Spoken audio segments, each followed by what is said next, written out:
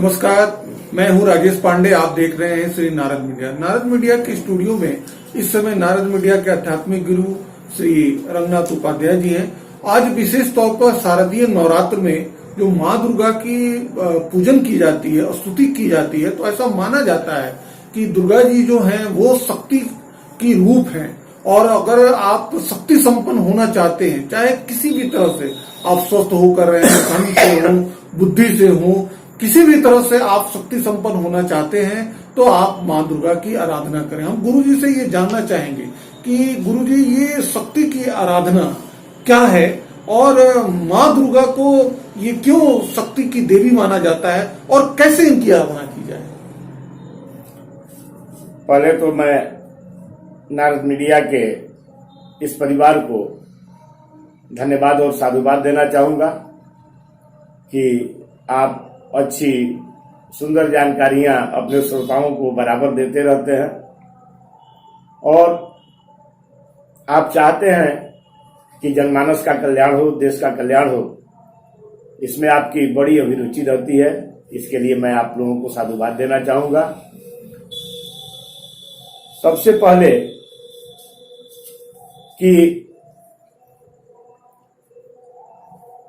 छोटा सा परिवार बिना चलाए नहीं चलता है। इतना बड़ा संसार कैसे चलता है, यह विचार करने की बात है। बिना शक्ति के आपके कानों तक मेरी वाणी भी नहीं जा सकती है। बिना शक्ति के हम चल फिर नहीं सकते हैं। शिव शब्द जो आया, उसमें इकारांत जो है वो शिव की शक्ति है। अगर वो इकारांत हटा दिया जाए तो 100 हो जाएगा। तो 100 की स्थिति आप समझते हैं। तो यह शक्ति के बिना सारा संसार अधूरा है। और शक्ति की उपासना अनादिकाल से सबने की है और माँ दुर्गा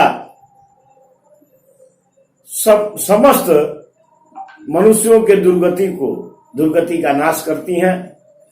और नवरात्रों में सब लोग पूरी श्रद्धा और निष्ठा के साथ माँ दुर्गा की पूजा करते हैं और मनोवांछित फलों को प्राप्त करते हैं। इसमें कहीं संदेह नहीं है। तरह तरह की कामक स्थितियां हैं। अपनी कामना के अनुसार लोग और अपनी शक्ति के और सामर्थ्य के अनुसार लोग पूजन करते हैं, यजन करते हैं माँ का। तो इसमें मुझे कहना है कि कोई पाठ के द्वारा, कोई जप के द्वारा माँ को रिझाने की चेष्टा करता है और पूरे भक्तिभाव से माँ को रिझाता है। तो देखिए, कामक पूजन जो है ना, वह ऐसा चीज है ना कि सब लोगों को कील कवच गला के बारे में तो बताना नहीं है, सब लोग करते हैं। जो लोग आराम से पाठ कर सकते हैं, उन्हें प्रथम मध्यम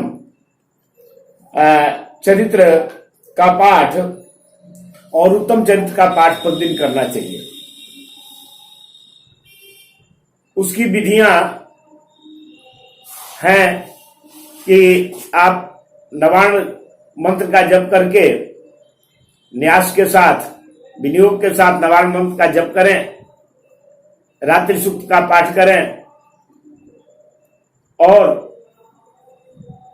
आप प्रथम अध्याय से लेकर 13वें अध्याय का प्रथम, मध्यम और उत्तम चरित्र का पाठ करें। पाठ में, दुर्गा के पाठ में सावधानी बरतनी होती है कि उसको मन में नहीं करना चाहिए, उच्चरित करके करना चाहिए।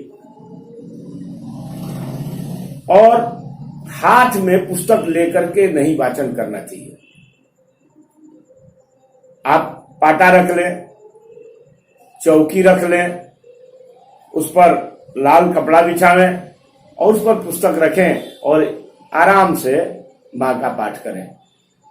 और पाठ जल्दी जल्दी नहीं करना चाहिए। शुद्धता का उच्चारण, स्पष्ट उच्चारण होना चाहिए आपका। उच्चारण में शुद्धता का ध्यान रखें।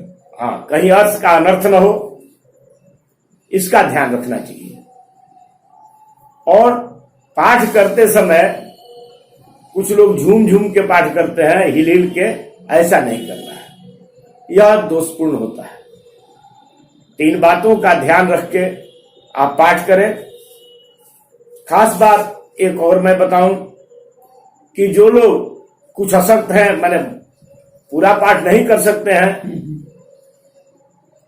वो प्रथम चरित आरंभ से लेकर मध्यम चरित का पाठ करें। आज जो पूर्णतया अशक्त है लेकिन मां में उनकी श्रद्धा है और मां के प्रति उनके भाव बड़े सुंदर हैं और वो चाहते हैं कि वो पूजन करें, लेकिन शरीर से एकदम अशक्त है, नहीं कर सकते हैं, तो वो क्या करें? जिस भी अवस्था में हो, जैसे भी हो, तो उन्हें नमो देव्यै महादेव्यै शिवायै शततं नमः, नमः प्रकीर्ति भद्रायै नियता प्रणतास्मताम, इसको करना चाहिए, इसका पाठ करना चाहिए, इसको बार बार कहते रहना चाहिए। माला पर करें या ऐसे, इससे उनको दुर्गा के पाठ के फलों की प्राप्ति होगी और मां का पूर्ण आशीर्वाद उन्हें मिलेगा। गुरुजी, एक प्रश्न और है कि ये जो हम पूजन करते हैं या जो करेंगे 9 दिन या जब भी उनका पाठ करेंगे, तो किस किस चीज का वहाँ भोग लगाएंगे? क्या हम देखिए, माँ के भोग राग के लिए कहीं बंदिश नहीं है। हाँ, 56 भोग लगाए जा सकते हैं, जो आपके सामर्थ्य और श्रद्धा में है सुंदर भाव से लगाए जाए, उससे माँ को प्रसन्नता होगी। प्रसाद का वितरण करें, अपने खाएं। आप अगर व्रती हैं और पाठ आपके घर में होता है तो आप फलाहारी लेते होंगे, तो आप सुंदर फलाहार भोजन बनाएं। कोई लोग दिन भर व्रत रह के रात्रि में एक समय भोजन करते हैं, कोई लोग 9 दिन व्रत करते हैं, तो अपने हिसाब से उसको करें, लेकिन पूर्ण भक्ति भाव से मां को रिझाने का प्रयास करें। पाठ के द्वारा, यजन के द्वारा, भजन के द्वारा, पूजन के द्वारा, जप के द्वारा, उसकी बहुत विधाएं हैं। और कामद पूजन जो है ना, तो कामद पूजन जो है वो बहुत लोग चाहते हैं, बहुत लोग बहुत समस्याओं से घिरे हुए हैं, तो इसको कैसे करें? अब किसी पर महाविपत्ति है, कष्ट से घिरा हुआ है, तो मां का पाठ कैसे कर? तो संपूर्ण पाठ करेगा और वह जब पाठ करेगा तो शरणागत दीनार्थ परित्राण परायणे सर्वस्यार्थ हरे देवी नारायणी नमोस्तुते, इससे संपूर्णित पाठ करेगा। शरणागत, मां के तुम्हारी शरण में हूं, शरणागत दीनार्थ, दीन भी हूं और आर्थ भी हूं, शरणागत दीनार्थ परित्राण, रक्षा करो, परायणे सर्वस्यार्थ हरे देवी, सब जगहों से हारा हुआ, सब जगह से थका हुआ हूं मां, अब तुम्हारे सिवा मेरे पास कोई चारा नहीं है, ये शरणागत है। तो इस मंत्र से शरणागत दीनार्थ परित्राण परायणे सर्वस्यार्थ हरे देवी नारायणी नमोस्तुते, इस मंत्र से संपुटित पाठ करें और आपको निश्चित ही लाभ होगा। इसके अलावा अगर गुरुजी, एक प्रश्न है कि ये जो अपना 9 दिन लगातार पाठ चलता है, तो 9 दिन ये प्रत्येक दिन अलग अलग भोग लगाना है या ना नहीं, अलग कोई मतलब नहीं। आप जो भी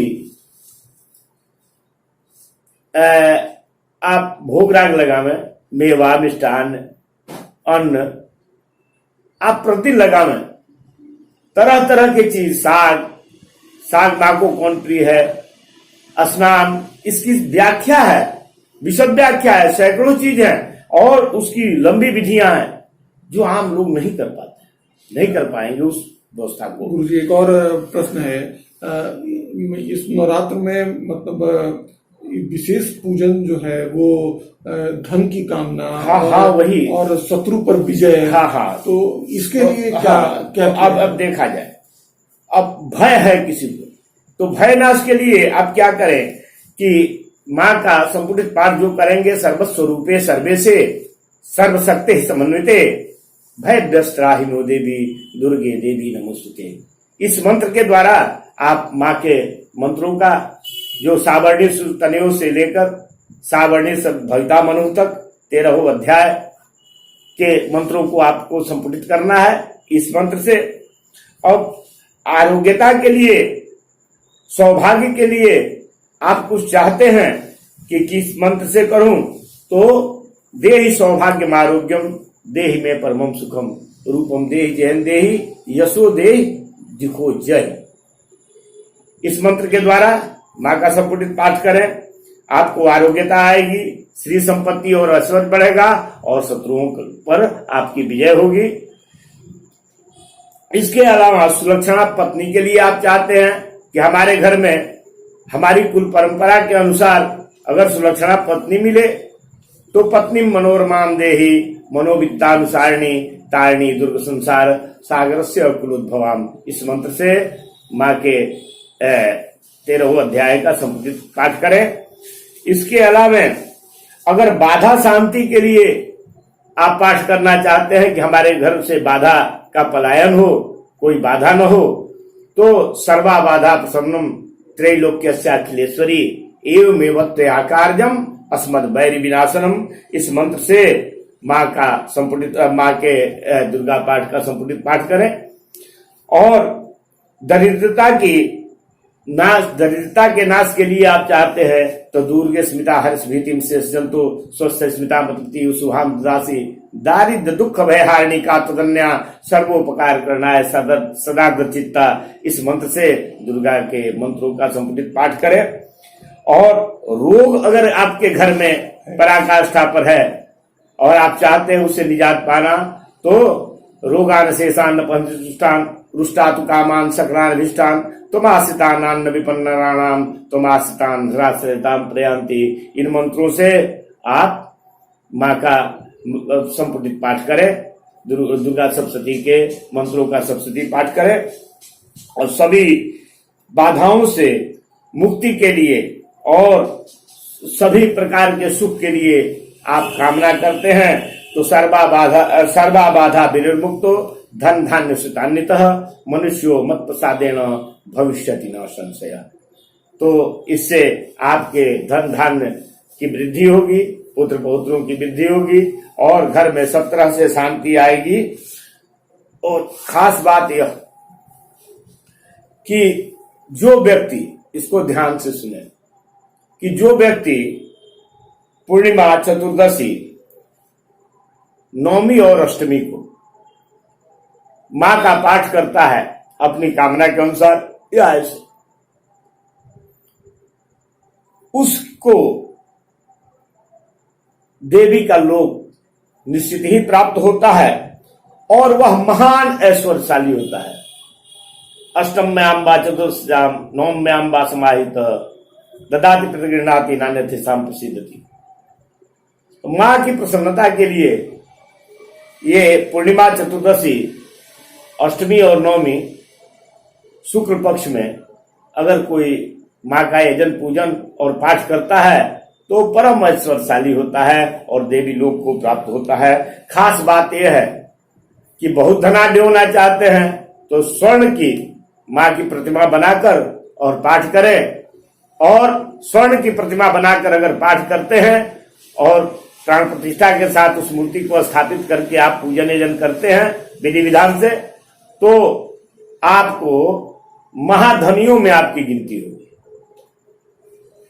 तो यही हमारी बातें हैं कि आप समाज में सुख शांति और समृद्धि आपको प्राप्त हो माँ के यजन पूजन से, और आप कामना की सिद्धि के लिए ये कामद मंत्रों का प्रयोग करके माँ का यजन पूजन करें।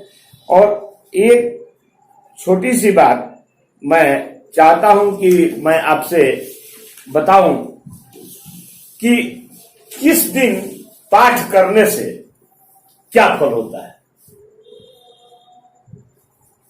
तो यह एक विशेष बात है।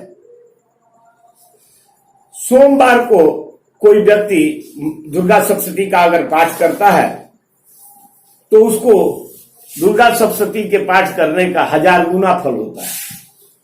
अगर वही मंगलवार को करता है तो 100 गुना फल होता है।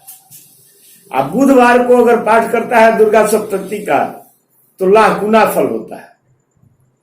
अब गुरुवार और शुक्रवार को कोई व्यक्ति पाठ करता है तो उसको 2,00,000 गुना फल की प्राप्ति होती है। और शनिवार को अगर कोई दुर्गा सप्तशती का पाठ करता है तो करोड़ों गुना उसको फल मिलता है पाठ का। तो इन बातों का आप ध्यान रखेंगे।